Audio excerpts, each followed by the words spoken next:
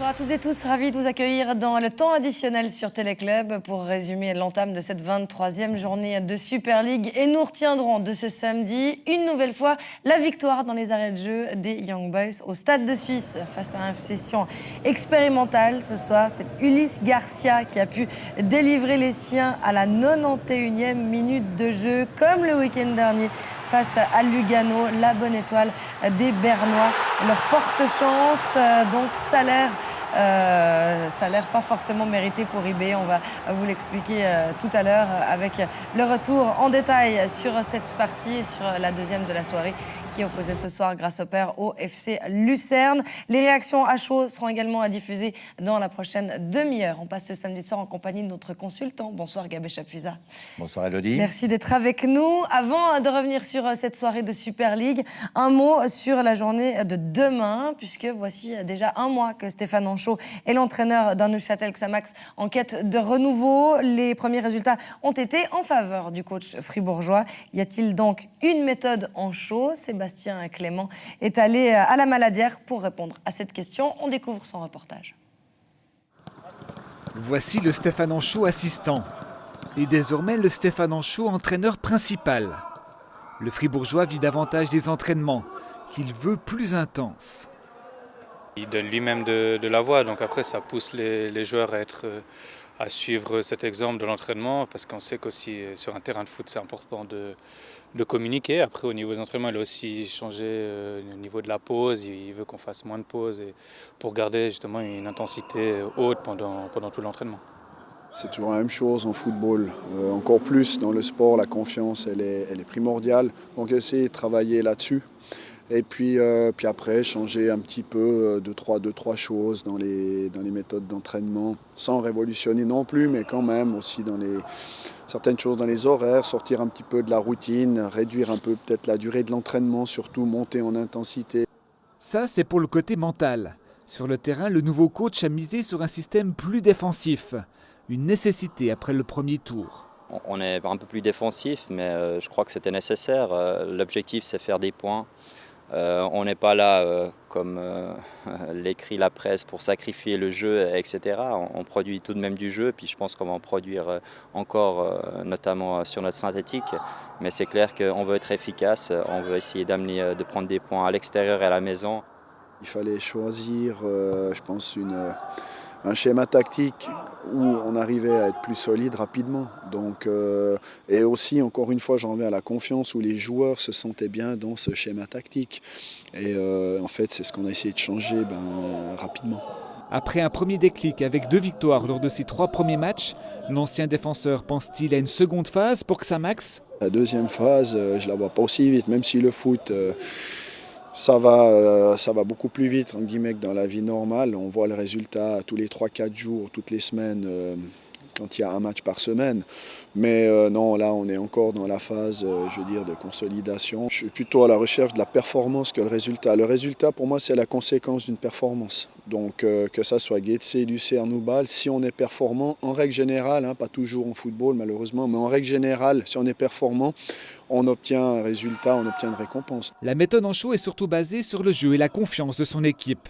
À voir si cela va payer, car Xamax a encore un long chemin devant lui pour éviter la relégation. Gabé Chapuisat, quelle impression vous fait ce Neuchâtel Xamax version Anchaud ? Il fallait changer quelque chose. Comme il a dit, il n'a pas révolutionné le football. Mais bon, il a changé 2-3 aspects. Lui, il a parlé beaucoup de confiance, solidarité, d'efficacité et de simplicité. Mais c'est vrai, c'est l'ABC du foot. Et surtout, il a passé à une nouvelle organisation défensive. C'est vrai que si je trouve ce Xamax version Anchaud mieux organisée, plus conséquente, plus agressive et tout. Mais par contre, le jeu, au détriment du jeu. Donc, je pense que si Xamax, je pense qu'ils vont s'en sortir, mais il faudrait éviter la place de barragiste. Il faudra repenser de temps en temps à reparler du jeu. Parce qu'à travers le jeu, tout en gardant les bons principes mis en place, qu'ils vont trouver leur salut. Avec le contingent actuel, ils ont la possibilité, pensez-vous, au-delà de verrouiller cette défense, de reproduire du jeu ? Écoutez, aujourd'hui, on a regardé Getse et Lucerne. Je ne vois pas Xamax inférieur, bien au contraire. Même si Lucerne a à nouveau comptabilisé et tout, même Lugano qui est en difficulté. Non, je pense que le coup est encore jouable, mais il faudra déjà aller comptabiliser demain à Saint-Gall. Ouais, l'adversaire qui n'est pas des moindres, on connaît la patte Seidler, on se projette en avant, on va faire le pressing, Oui, on est offensif, ce sera un bon test? Ça va laisser des espaces et croyez-moi que Saint-Gall perd souvent la maison. Donc je pense que le coup est jouable s'ils arrivent à confirmer leur solidité défensive. C'est vrai qu'après les 2 premières victoires contre Grasshopper et Lucerne, on s'est dit quid quand l'opposition est un peu plus solide. On a vu un Bâle la semaine dernière qui était largement supérieur. Contre Saint-Gall, il y a quelque chose à faire, même au Kibun Park? Oui, mais puis, notez qu'ils ont fait 20 bonnes premières minutes contre les Bâlois. Mais c'est vrai qu'ils ont tombé sur une équipe qui a attendu son heure et puis qui a été tranchante et puis qui a fait les différences grâce justement aux jeunes, au Okafor et tout ça. Non, le résultat de 2-0...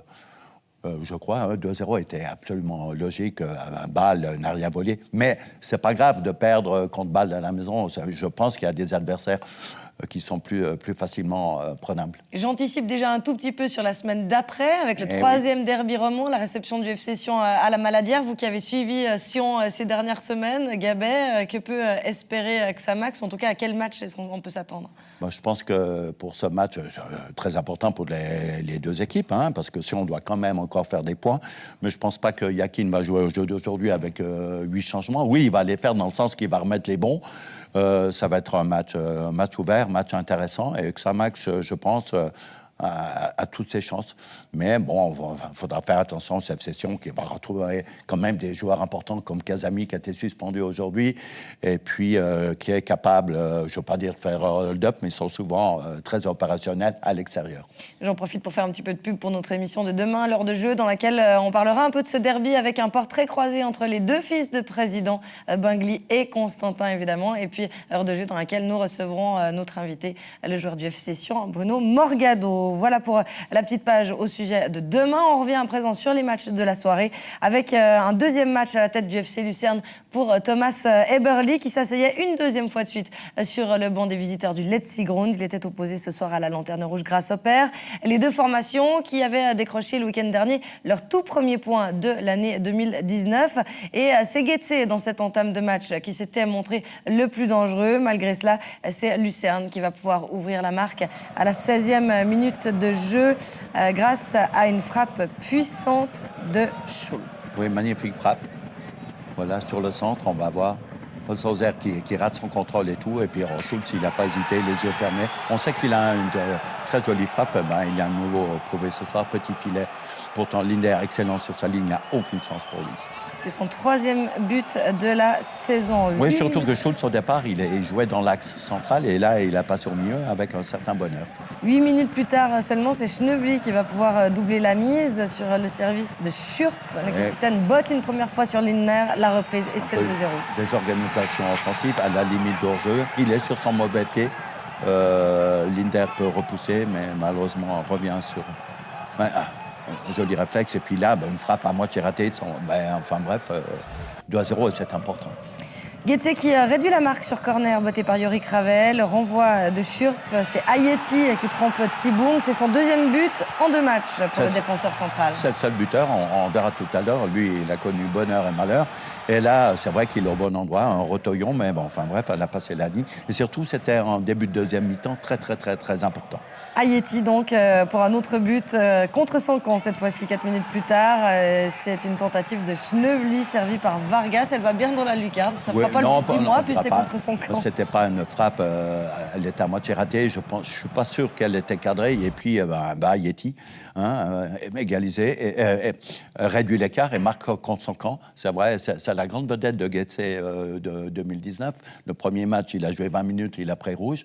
Il revient, il marque à Thun, marque aujourd'hui et marque contre son camp. Donc, on parle que de Ayeti. 3 buts en 2 matchs. On va écouter les réactions recueillies par Laurent Antonioli. Côté lucernois, tout d'abord.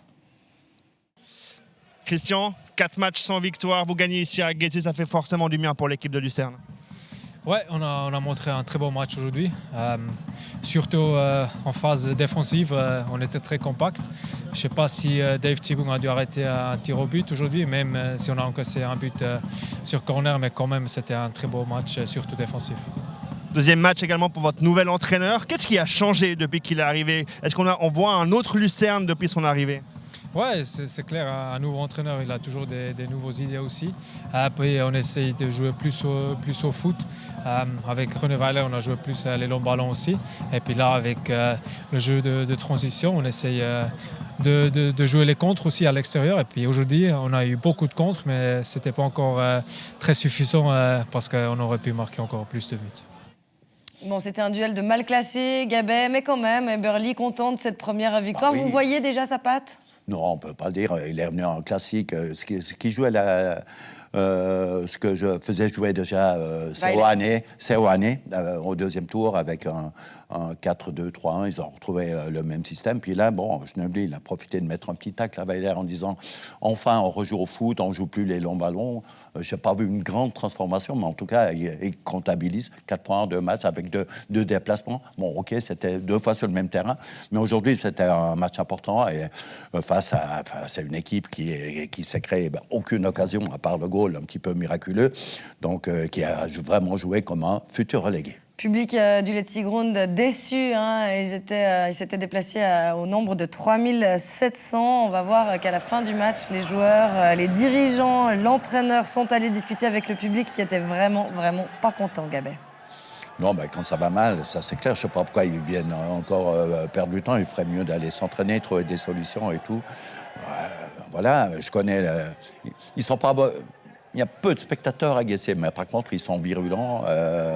Et c'est vrai qu'ils sont déçus, ils pensent à leur passé et surtout, ils voient leur équipe qui ne progresse pas, au contraire, qui régresse et puis qui s'enfonce de plus en plus.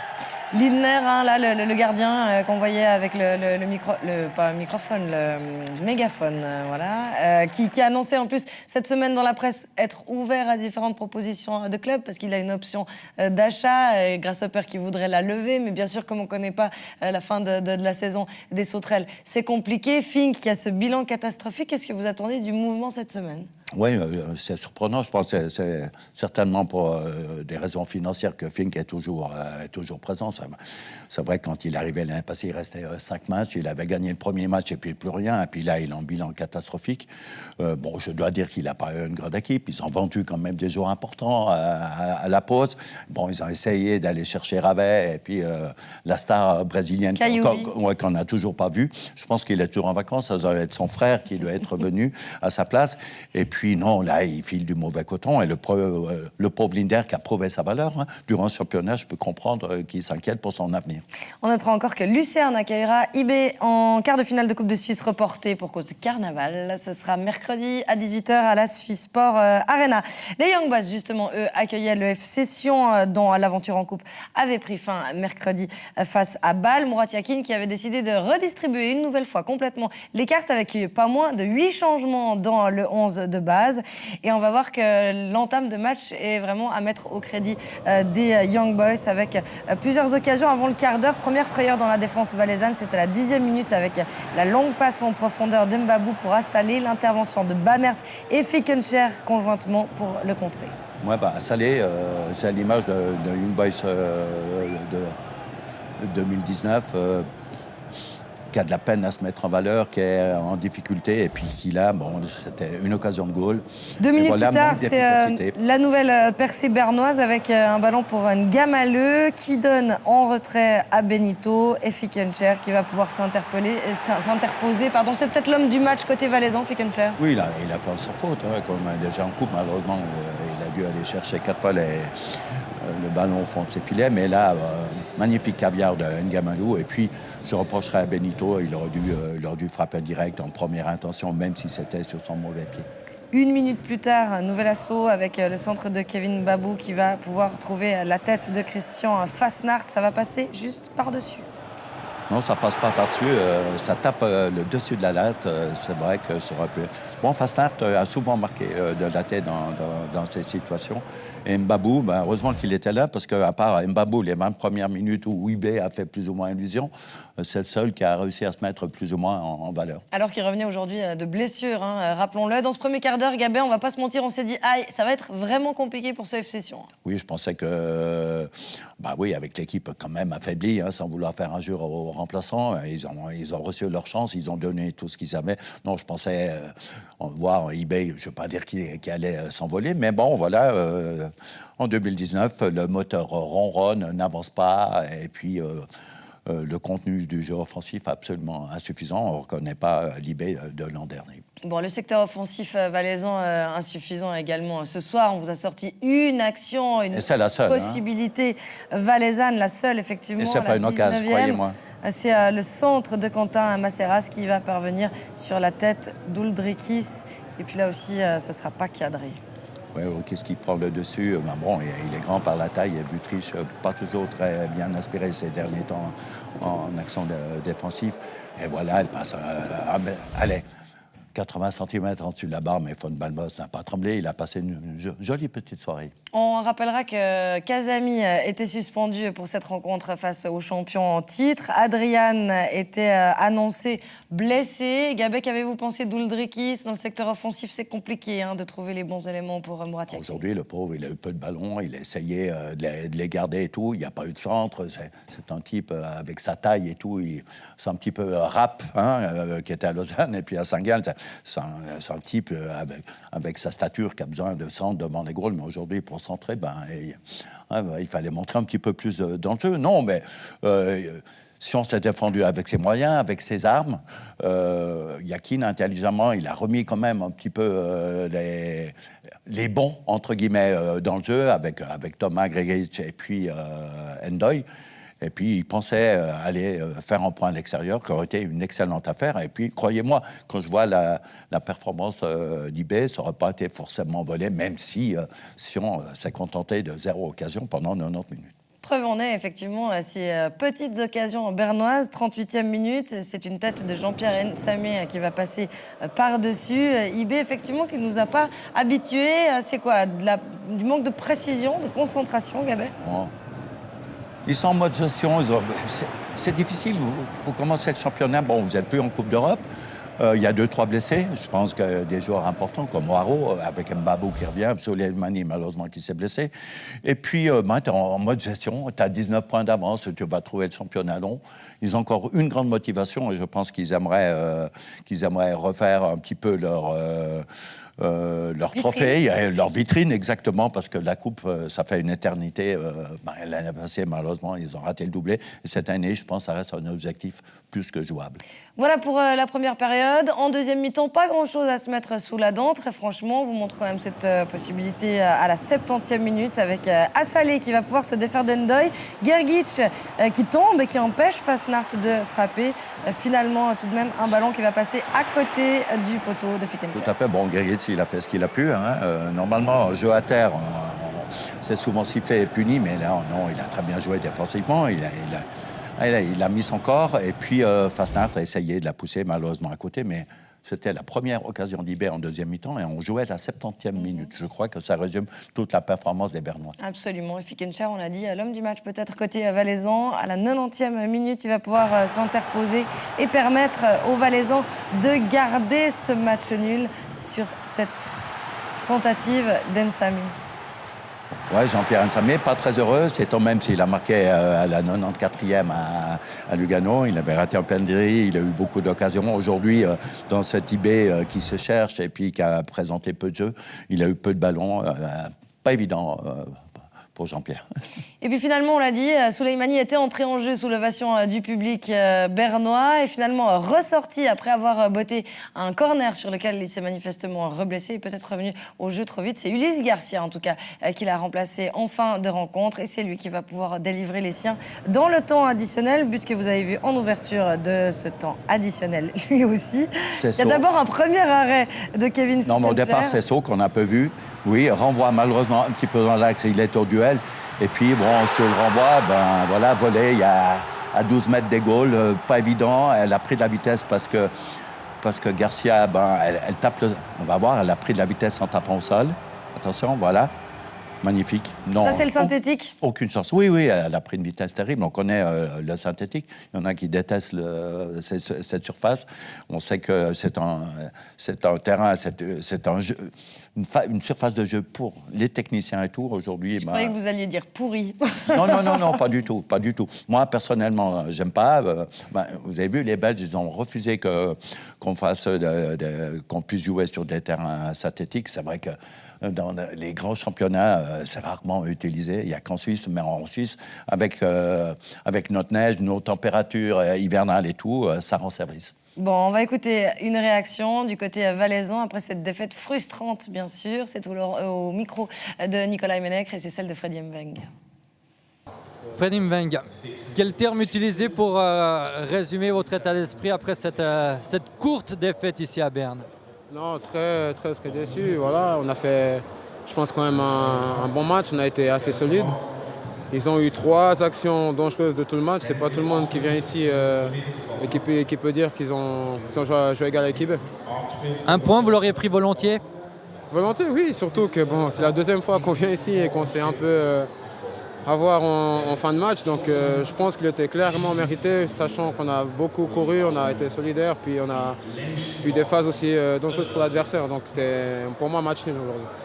Un gros coup sur la tête mercredi en coupe, un gros coup sur la tête aujourd'hui, mais surtout parallèle, 2 fois des buts encaissés en fin de rencontre.